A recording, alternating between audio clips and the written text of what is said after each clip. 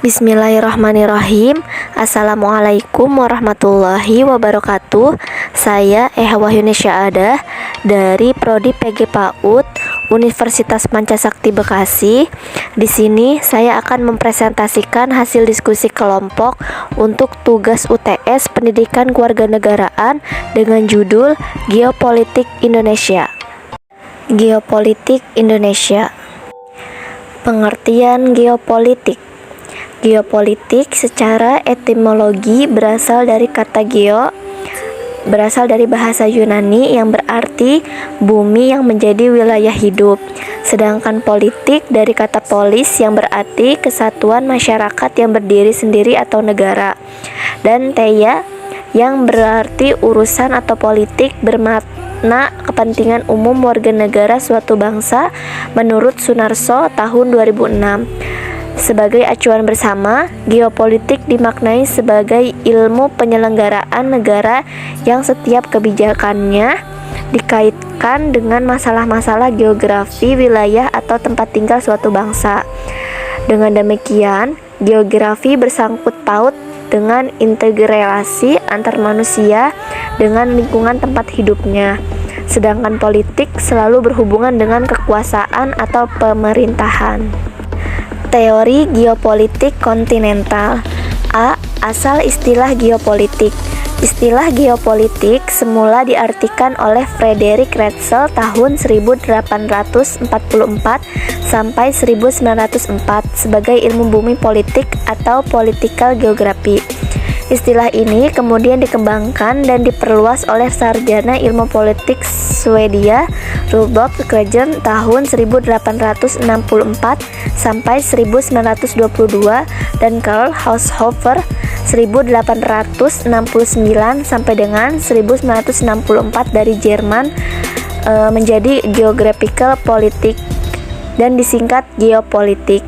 Perbedaan dari istilah di atas terletak pada titik perhatian dan tekanannya. Apakah pada bidang geografi atau politik, ilmu bumi politik atau political geography mempelajari fenomena geografi dari aspek politik, sedangkan geopolitik mempelajari fenomena politik dari aspek geografi. B. Pandangan Ratzel dan juga Kretgen. Pandangan Ratzel dan juga Kretgen hampir sama.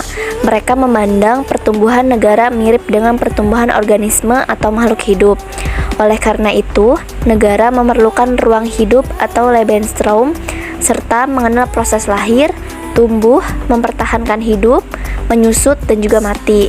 Mereka juga mengajukan paham ekspansionisme yang kemudian melahirkan ajaran adu kekuatan atau power politik atau theory of power. Beberapa pemikiran sering menyebutnya sebagai Darwinisme sosial. C. Pandangan Haushofer.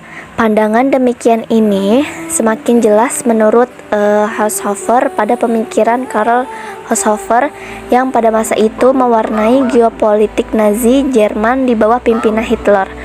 Pemikiran Haushofer di samping berisi paham ekspansionisme juga mengandung ajaran rasialisme yang menyatakan bahwa ras Jerman adalah ras paling unggul yang harus dapat menguasai dunia.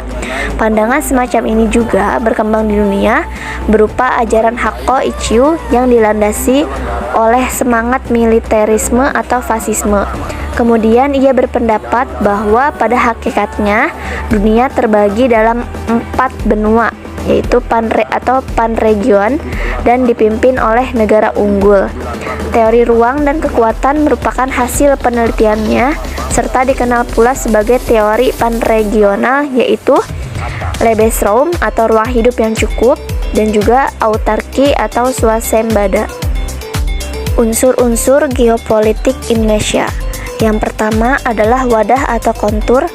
Wadah kehidupan bermasyarakat, berbangsa, dan juga bernegara meliputi seluruh wilayah Indonesia yang memiliki sifat Nusantara dengan kekayaan alam dan penduduk serta keanekaragaman budaya. Bangsa Indonesia memiliki organisasi kenegaraan yang merupakan wadah berbagai kegiatan kenegaraan dalam wujud suprastruktur politik dan Wadah dalam kehidupan bermasyarakat adalah berbagai kelembagaan dalam wujud infrastruktur politik. Yang kedua adalah isi atau konten, merupakan aspirasi bangsa yang berkembang di masyarakat dan cita-cita serta tujuan nasional yang terdapat dalam pembukaan Undang-Undang Dasar 1945. Isi menyangkut dua hal. Yang pertama, realisasi aspirasi bangsa sebagai kesepakatan bersama atau konsensus nasional dan perwujudannya, pencapaian cita-cita dan tujuan nasional. Yang kedua, persatuan dan kesatuan dalam kebinekaan yang meliputi semua aspek kehidupan nasional. Yang ketiga, tata laku atau konduk. Hasil dari interaksi antara sebuah wadah dengan isi, maka akan menghasilkan sebuah tata laku yang terdiri dari tata laku batiniah, yaitu mencerminkan jiwa, semangat, dan juga mentalitas yang baik dari bangsa Indonesia.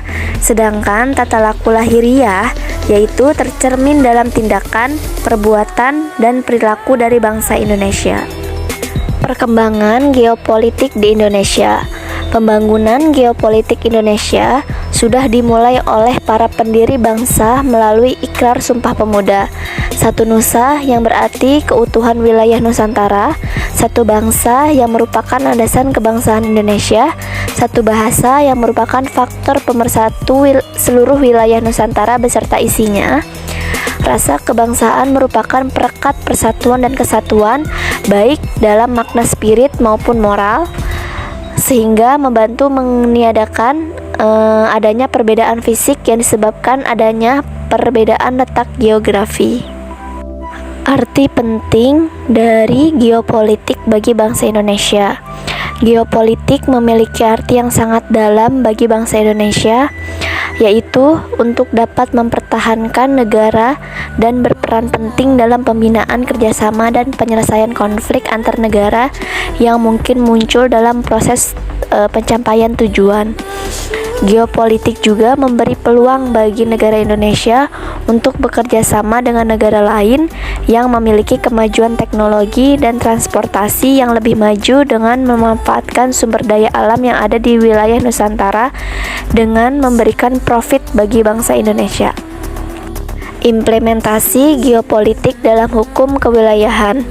Sejak 17 Agustus tahun 1945 sampai dengan 13 Desember 1957, wilayah negara Republik Indonesia ketika merdeka meliputi wilayah bekas Hindia Belanda berdasarkan ketentuan dalam Territorial Zee en Maritiem Kringen Ordonnantie tahun 1939 tentang batas wilayah laut teritorial Indonesia. Organisasi tahun 1939 tersebut menetapkan batas wilayah laut teritorial sejauh 3 mil dari garis pantai ketika surut, dengan asas pulau demi pulau secara terpisah-pisah. Lalu dari Deklarasi Juanda 13 Desember tahun 1957 sampai dengan 17 Februari tahun 1969, pada tanggal 13 Desember tahun 1957 dikeluarkan Deklarasi Juanda yang dinyatakan sebagai pengganti Ordonansi tahun 1939 dengan tujuan sebagai berikut. Yang pertama, perwujudan bentuk wilayah negara kesatuan Republik Indonesia yang utuh dan juga bulat. Yang kedua, penentuan batas-batas wilayah negara Indonesia disesuaikan dengan asas negara kepulauan atau Archipelagic States Principle. Yang ketiga, pengaturan lalu lintas damai pelayaran yang lebih menjamin keselamatan dan keamanan negara Indonesia. Berikutnya, dari 17 Februari tahun 1969 atau Deklarasi Landas Kontinen sampai sekarang. Deklarasi tentang landas kontinen negara Republik Indonesia merupakan konsep politik yang berdasarkan konsep wilayah. Deklarasi ini dipandang pula sebagai upaya untuk mengesahkan wawasan Nusantara. Di samping dipandang pula sebagai upaya untuk mewujudkan Pasal 33 Ayat 3 Undang-Undang Dasar 1945, konsekuensinya bahwa sumber kekayaan alam dalam landas kontinen Indonesia adalah milik eksklusif negara. Berikutnya, zona ekonomi eksklusif atau ZEE Pengumuman pemerintah negara tentang zona ekonomi eksklusif terjadi pada 21 Maret 1980. Batas ZEE adalah sekitar 200 mil yang dihitung dari garis dasar laut wilayah Indonesia. Demikian presentasi mengenai geopolitik Indonesia. Terima kasih, kurang lebihnya mohon maaf. Wassalamualaikum warahmatullahi wabarakatuh.